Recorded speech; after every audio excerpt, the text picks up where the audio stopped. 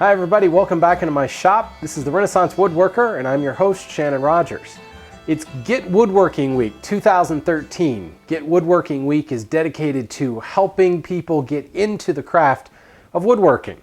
So I'm going to begin a project that's actually going to span over 5 parts. So this is certainly going to stretch beyond just the physical calendar week of Get Woodworking Week. I wanted to try to get it all done in 1 week, but it just wasn't going to happen. So I recently made the acquaintance of a brand new woodworker on Facebook. His name is Jeff. Jeff is over in Germany, and through my interactions with him on Facebook and email, his enthusiasm was just contagious. And it really made me remember of how I felt when I first got into woodworking and how I was just obsessed with it. All I could do was think about woodworking. I'd be sitting at my desk at my day job just obsessing over the tools I needed to get, what I was going to build over the weekend, things like that. And just talking with Jeff and his enthusiasm really re-energized me. And I can't say that I was down on woodworking. I was already pretty jazzed about woodworking. So Jeff and I inevitably got into that beginner conversation of, well, what tools do I need to get? And Jeff has very little space and he's really partial to the hand tool route. So of course, I already liked the guy. So we began to kind of bat around some ideas, and I always tell people when you're approaching the conundrum of what tools do I need to get, to look at your first couple of projects. And I said to Jeff, what's the first project you want to build? And he told me he really wanted to build a dining room table because it was something he and his wife could use. Well, a table is just absolutely one of my favorite forms. I've actually blogged about this before. So we began to bounce ideas around, and he already had a pretty well-formed design in his head. So he sent me a SketchUp drawing, and we'll review that today. And then we're going to review the tools that you would need to build this first project. This entire series will be focused around tackling that very first real woodworking project. Here's the SketchUp model of Jeff's table. This is what he sent me, and I was pretty excited to see this because I think a table is an outstanding first project because of the fact that it's really pretty simple in construction. It's got simple yet highly fundamental joinery. So that's always a good place to start. And tables in a lot of ways are kind of a blank slate. There's so many ways to add your own stylistic elements to it, and that just makes for a more interesting project and helping you determine what kind of style you like. So there's a couple things about this design that we may need to change. First of all, when Jeff first sent this to me, this top was just a monolithic slab, and I encouraged him to consider how the top would go together. It's going to be rare, if impossible, to find a piece that's going to be 30 inches wide and 8 feet long, or I believe this is about a 6-foot long tabletop. Jeff, as I mentioned, is over in Germany, so all the dimensions on this piece are actually done in centimeters. So that's I'm not going to really let that get in the way here, just because of the fact that getting away from measurements is probably the best thing you can do, especially when building by hand. Now, I encourage Jeff to add breadboard ends, and if you aren't sure what those are, breadboard ends are these things on the end here that attach via mortise and tenons, and they help to keep a wide top like this flat, but they also will allow expansion and contraction, and that's going to be a really interesting joint for us to make. It also adds a very classic look to this table and adds a little bit of interest. Some people can play with the breadboards, make them proud of the surface, things like that. Some people will highlight this joint here by adding in a step or a V-groove or something like that. The top can have all kinds of treatments done to it between these boards. In this particular design, we're going to glue it up as a solid panel, and we're not really going to try to highlight those. In fact, we want to try to blend the grain so that it does look like one slab. Jeff had originally started with these massive 4x4 legs that did not have tapers to them. And I said, to each his own. If you want to do that, that's fine. But to me, it looked a little clunky.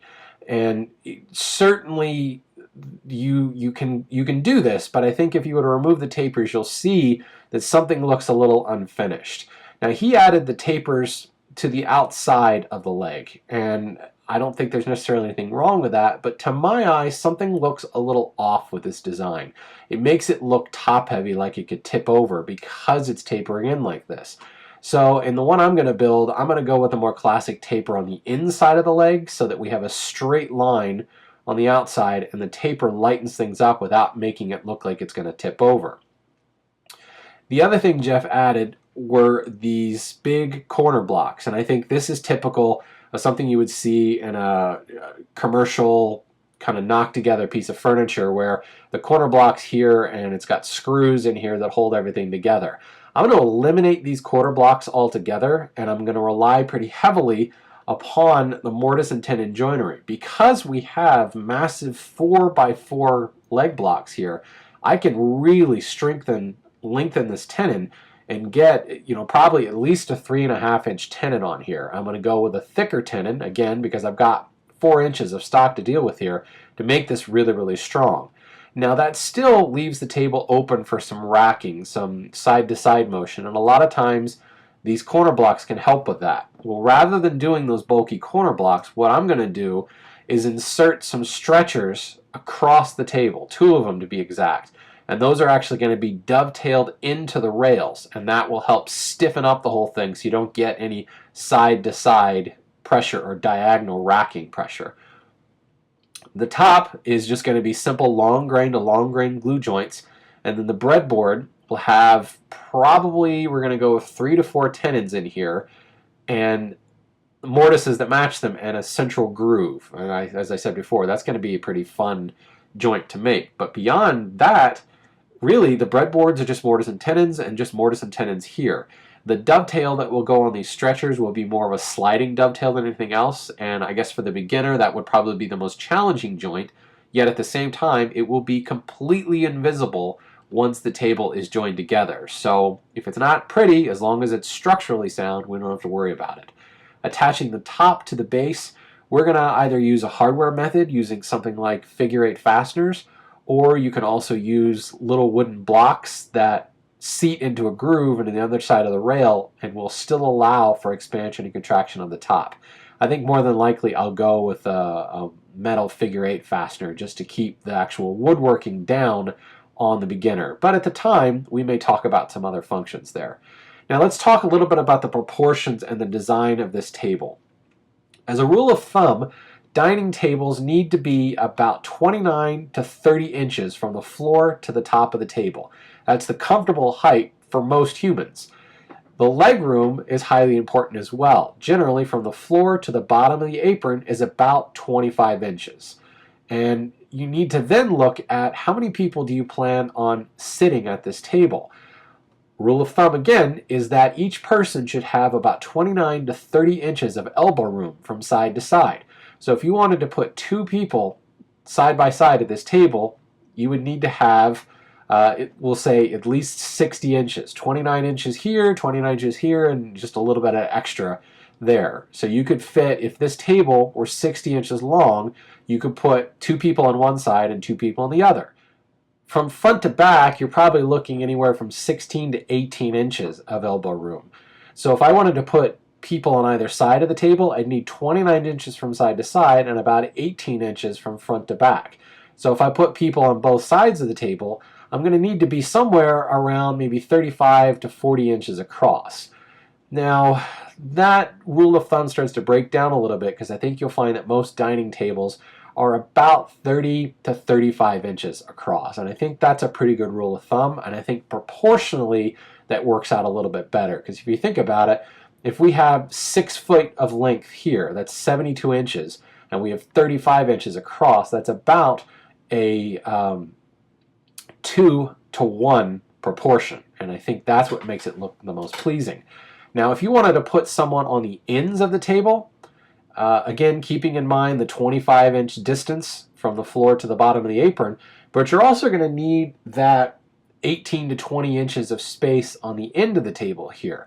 So you'll actually need to lengthen the table if you wanted to put 2 people here, 2 people here, and then 1 on each end. These people have to have their front to back space as well. And again, remember, 29 inches from side to side.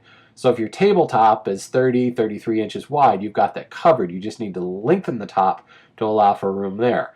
Now the one glaring thing I see here is the breadboard itself comes into the frame, and I want to leave this breadboard completely free from the frame. So we're going to bring the undercarriage in a bit so that the breadboard sits out here and is not locked into the frame.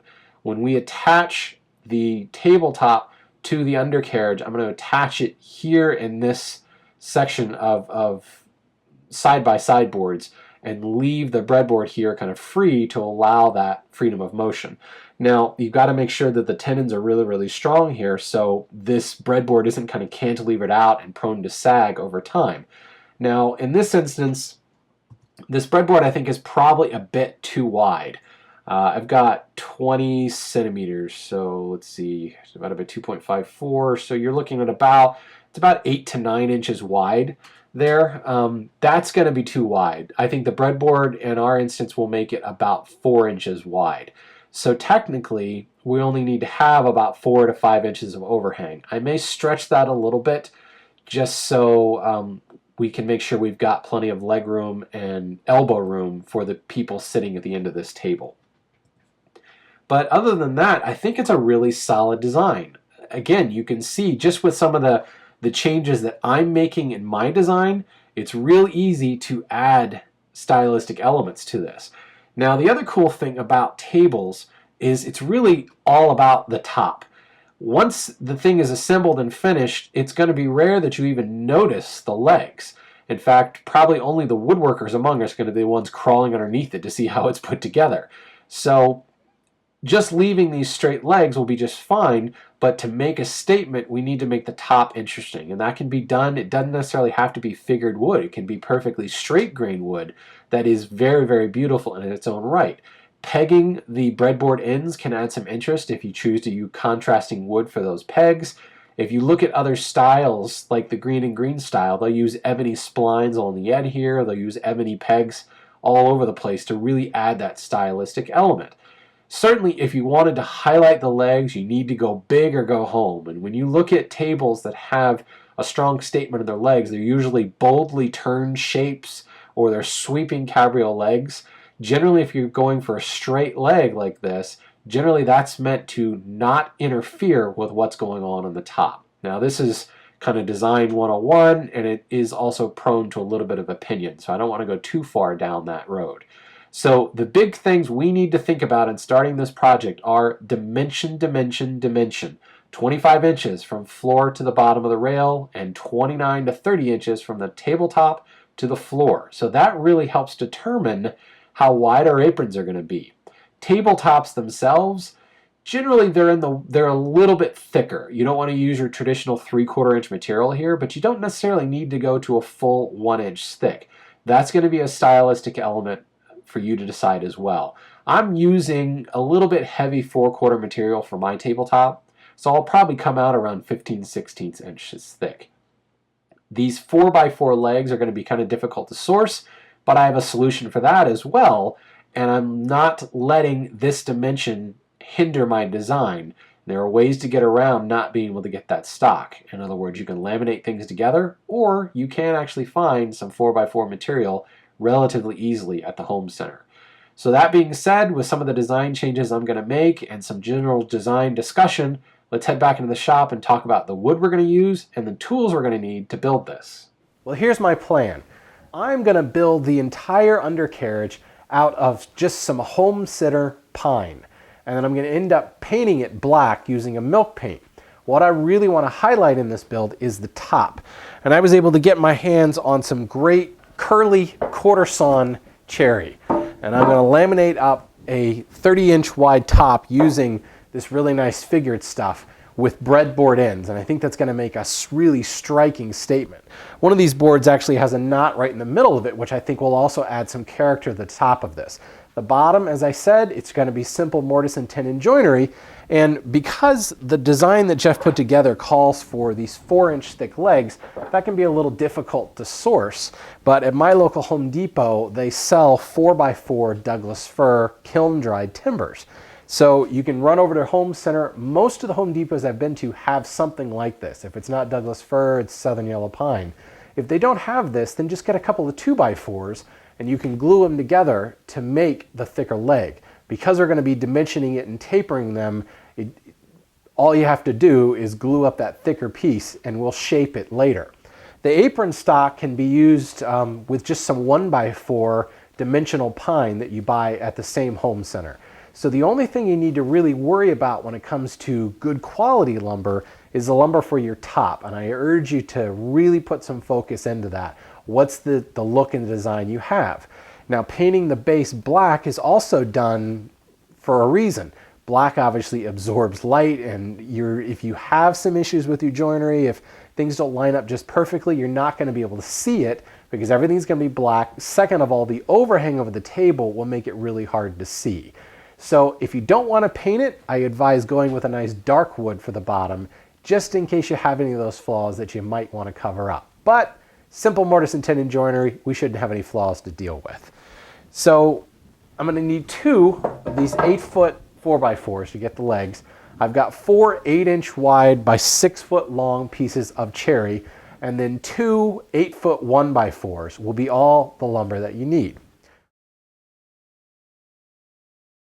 I'm going to be building this entirely by hand, but probably for those of you that are just getting into this, that might seem a little daunting. Not so much in the joiner as we're going to see, but just in milling up the pieces, getting them square and flat. Don't hesitate to ask your lumber yard to surface your stock, at least surface it on 2 sides, what's known as S2S. Some places will actually join it and even give you rip 1 square and flat edge. Don't hesitate to do that.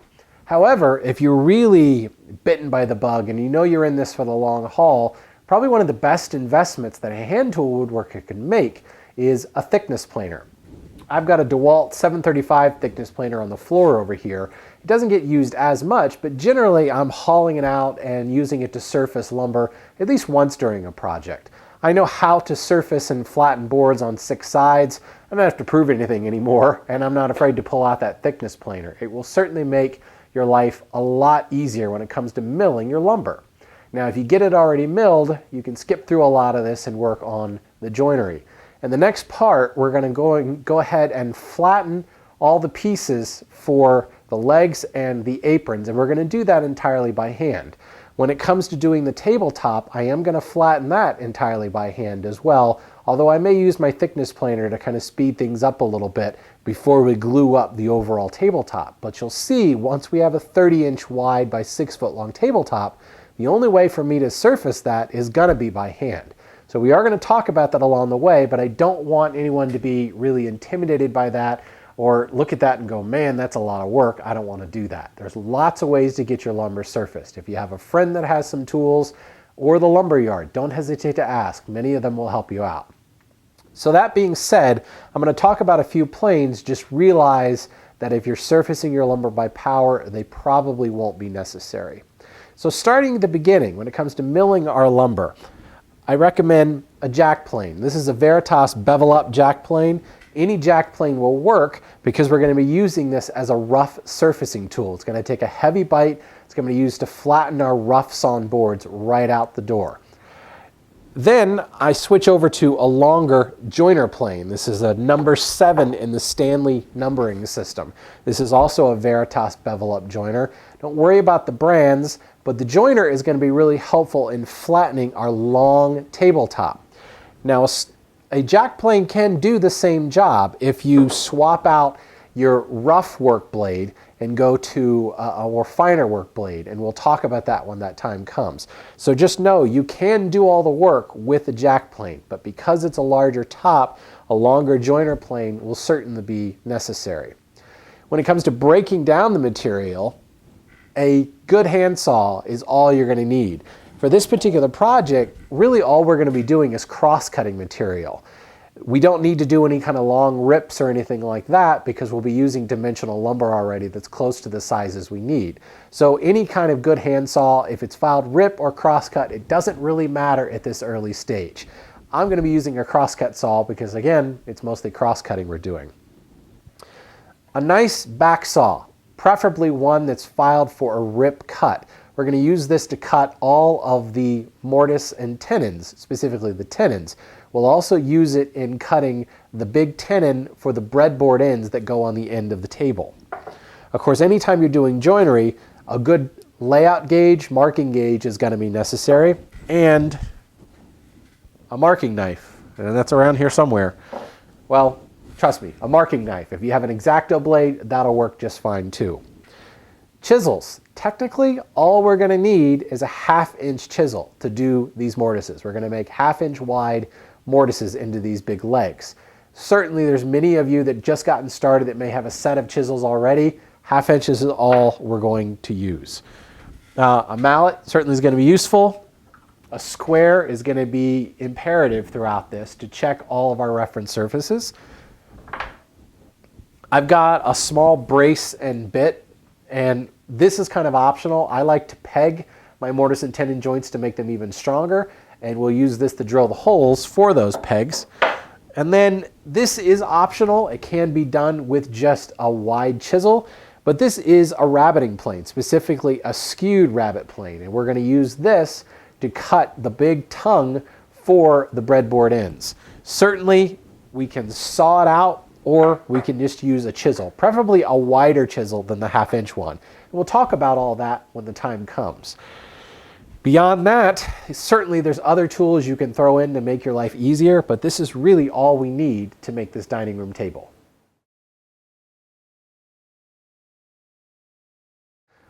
So I don't know about you, but I'm pretty excited about this. First of all, I love building tables. Second of all, I think this is going to be a sweet looking table when it's done, and I can actually use this in my own house. Third, and most important, this is exactly what Jeff wants to build. Jeff is a beginning woodworker, and I know there's a lot of beginning woodworkers like him out there that'll be interested in this project.